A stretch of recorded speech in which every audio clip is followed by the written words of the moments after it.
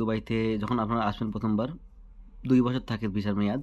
তো ভিসা শেষ হয়ে গেলে কি করার থাকে? মানে কি ফর্মালিটিস আছে ভিসা শেষ হওয়ার আগে আমাদেরকে করতে হয়? নাহলে কিন্তু একটু সমস্যা হতে পারে। সেই সমস্ত ব্যাপার নিয়ে আপনাদের আজকে জানাবো বা ভিসা শেষ হয়ে গেলে এরপরে কি করণীয়? কতদিন মতো থাকতে পারবেন? কোম্পানি যদি আপনাকে না রাখে এখানে তো কি করবেন? তো সেই বিষয় নিয়ে আজকে আলোচনা করব। ভিডিওটা পুরোটা দেখবেন। সবার প্রথম যে ভিসা যেটা এমপ্লয়মেন্ট ভিসা যে কোম্পানি আপনাকে নিয়ে আসবে সেটার মেয়াদ থাকে ২ বছর। এখানে বেশিরভাগ ক্ষেত্রে ২ বছরই থাকে। ঠিক আছে? আগে ৩ বছর ছিল, এখন এটা ২ বছর করেছে। ২ বছর থাকে। ২ বছর শেষ হওয়ার আগে কি হয়? ধরুন আপনি প্রথমবার যখন আসছেন সেটা ধরে নিন জানুয়ারি মাসে আসছেন। ঠিক আছে? ঠিক ২ বছর পরে সেটা ফেব্রুয়ারি বা মার্চে শেষ হবে আপনার কাছে এমিরেটস আইডি দেওয়া হবে। ওই আইডির পিছনে মেয়াদ থাকবে। মেয়াদের পরে আপনাকে ডিউটি বন্ধ করে দিতে হবে। আর তারপরে ১ মাস পর্যন্ত দুবাইতে আপনি থাকতে পারবেন। ১ মাসের পর হয়ে গেলে কিন্তু প্রত্যেক দিনে একটা করে ফাইন আসবে।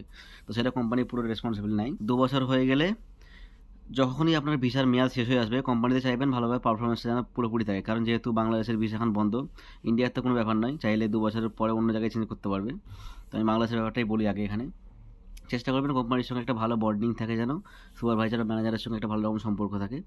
মোটামুটি ১.৫ বছর হয়ে গেল, ঠিক আছে, বা ২ বছর কাছাকাছি হয়ে আসছে, ২-৩ মাস বাকি, তখন থেকেই সুপারভাইজারকে প্রেশার দেবেন যে আমার কন্ট্রাক্ট রিনিউ করার জন্য, বা ম্যানেজারকে প্রেশার দেবেন কন্ট্রাক্ট রিনিউ করার জন্য। ঠিক আছে? যদি সুপারভাইজার বা ম্যানেজার আপনাকে রিনিউ করাতে না চায়, সেই ক্ষেত্রে একটা পেপার দিতে হয়। সেটা হচ্ছে নট রিনিউয়াল পেপার। মানে একটা একটা মানে জাস্ট আর কি একটা নিয়ম এটা, যে কোম্পানি ছেড়ে যাওয়ার আগে কোম্পানিকে নোটিশ দেওয়ার প্রয়োজন যে আমি আপনার কোম্পানিতে আর থাকছি না। ঠিক আছে? সুপারভাইজার রাখুক বা আপনি নিজে না চাইলেও। তো এই পেপারটার অনেকটা এরকম টাইপের দেখতে হয়। ঠিক আছে? মানে ব্যাপারটা এরকম থাকে যে আমি আর কোম্পানিতে আর কন্টিনিউ করছি না। এই তারিখে আমার ডিউটি শেষ, আর এই তারিখে আমার আইডি কার্ড শেষ। এই হিসাবে একটা লিখে আর কি দিতে হয়। ইমেল করে, আর একটা হার্ড কপি সুপারভাইজারকে আর কোম্পানির যে অ্যাডমিন যারা থাকে তাদেরকে দিতে হয়। যদি আপনার ভিসা খোলা থাকে, মোটামুটি ৩ মাস আগে থেকে নতুন জবে অ্যাপ্লাই করা শুরু করে দিন। জব অ্যাপ্লাই করার জন্য ৩টে ওয়েবসাইট আমি প্রিফার করব। এই ৩টে ওয়েবসাইট, একটা হলো ইনডিড, একটা হলো নকরিগালফ, ঠিক আছে, আর একটা হলো লিঙ্কডইন। এই ৩টে জায়গা থেকে আপনি জব খুঁজতে পারবেন। অনেক জব অ্যাভেলেবেল থাকে। আপনার যেটা মন পছন্দ সেটা করবেন। যদি ভিসা খোলা থাকে ৩ মাস আগে থেকে করবেন। কারণ যেই কোম্পানিতে আপনি যাবেন, নতুন কোম্পানিতে, সেখানে কিন্তু ১ মাস নোটিস পিরিয়ড চায়। কোনো কোম্পানি এমার্জেন্সি যত আগে যেতে পারবেন সেই কোম্পানি আপনাকে আগে নিয়ে নেবে। কিন্তু সর্বোচ্চ ১ মাস পর্যন্ত ওরা ওয়েট করবে। ১ মাসের বেশি করে না। চেষ্টা করবেন একসঙ্গে মাল্টিপল জব খোঁজার। একটা খুঁজে বসে থাকলে হবে না। ঠিক আছে? একসঙ্গে আরও ৪টে-৫টা জব খুঁজে ইন্টারভিউ দিয়ে দিন। দিয়ে অফার লেটার হাতে নেবেন। তারপরে এই ডিসাইড করবেন এই কোম্পানি ছাড়বেন কি না।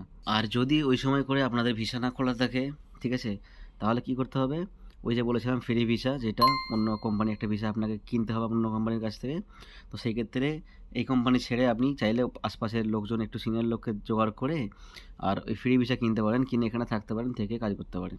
আর যদি আল্লাহর রহমতে ভিসা খুলে যায় তাহলে তো কোনো ব্যাপারই নয়। পারলে ২-৩ মাস আগে থেকে আপনি ট্রাই করবেন, জব একটা না একটা পেয়ে যাবেন। এবারে যখন আপনি ওই নট রিনিউয়াল পেপারটা দেবেন কোম্পানির সঙ্গে, যে আপনি রিনিউ করছেন না আর বা আপনাকে করাচ্ছে না, তারপর থেকে খেয়াল করবেন যে ১ মাস আপনাকে ডিউটি করতে হবে। ঠিক আছে? ১ মাস আগেই পেপারটা দিতে হয়। ওরপর থেকে ১ মাস ডিউটি করে আপনি চাইলে বন্ধ করে দিতে পারেন।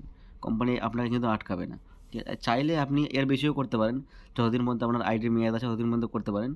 বা ওই পেপার দেওয়ার ১ মাস পর পর্যন্ত আপনি করতে পারেন, কোনো সমস্যা নেই। ঠিক আছে? তবে খেয়াল রাখবেন, আপনি যখন প্রথমবার আসছিলেন সেই ডেটটা মনে রাখবেন। সেই ডেটটাই কিন্তু ডিউটি বন্ধ করতে হবে। তার আগে করলে কিন্তু হবে না। ধরে নিন আমি জানুয়ারির ১ তারিখে এসেছি। আমাকে কিন্তু ২ বছর পরে জানুয়ারির ১ তারিখেই আমি চাইলে ডিউটি বন্ধ করতে পারবো। ২ বছর পরে। ঠিক আছে? তার আগে কিন্তু নয়। ডিসেম্বরেও অফ করতে পারবো না আমি। জানুয়ারিতেও আমি অফ করতে পারবো। তারপরের যে প্রসেস সেগুলো কোম্পানি সব আপনাকে বলবে। এর মধ্যে ক্লিয়ারেন্স, আপনি যা কোম্পানির থেকে নিয়েছিলেন, যদি কোনো টাকা ঋণ নিয়ে থাকেন সেইগুলো ক্লিয়ার করার লাগে। ঠিক আছে?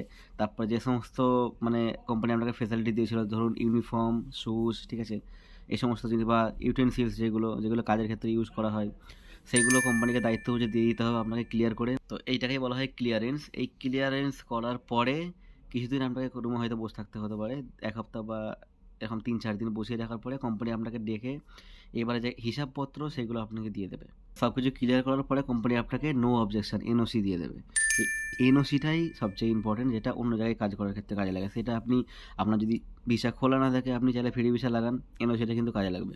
আর দ্বিতীয়ত, যদি আপনি অন্য কোম্পানিতে জয়েন করতে চান তাহলেও এই এনওসিটা কাজে লাগে। আর যদি আপনার এই কারেন্ট কোম্পানি যদি আপনার লেট করে হিসাবপত্র দিতে, ঠিক আছে, যে দেখা যাচ্ছে দেরি হয়ে যাচ্ছে, সেই ক্ষেত্রে কী করবেন? আপনি আপনার যে নতুন যে জায়গায় জব পেয়েছেন সেখানে বলবেন আমার এই কোম্পানি লেট করছে, আমার কিছু করার নেই। তো সেক্ষেত্রে ওরা কিন্তু এটা মেনে নেয়। আর যতদিন পর্যন্ত না আপনি এখানে ক্লিয়ার করতে পারছেন ওখানে ডিউটি শুরু করবেন না। তো এখানে এই হচ্ছে ভিসা শেষ হওয়ার আগে আপনাকে এই ফর্মালিটিসগুলো মানতে হবে। আর জব যে চেঞ্জ করবেন, কী করে জব চেঞ্জ করতে হয় দুবাইতে, তার ভিডিও আমি একটা ডেসক্রিপশনে দিয়ে দিয়েছি লিঙ্ক, একবার দেখে নেবেন গিয়ে। দুবাইতে জব চেঞ্জ করা অনেক কিন্তু টাফ একটা ব্যাপার, যদি না আপনি নিয়মকানুন প্রপারলি না জানেন, সেক্ষেত্রে কিন্তু ব্যান হয়ে যাওয়ার সম্ভাবনা থাকে। তো একবার ভিডিওটা দেখে নেবেন গিয়ে, দেখে নিয়ে মোটামুটি ক্লিয়ার হয়ে যান ব্যাপারটা কীরকম। তো ভিডিও আজকে এখানেই শেষ করছি, দেখা হবে পরের ভিডিওতে। ভিডিওটাকে লাইক আর চ্যানেলটাকে সাবস্ক্রাইব করে দেবেন। ধন্যবাদ।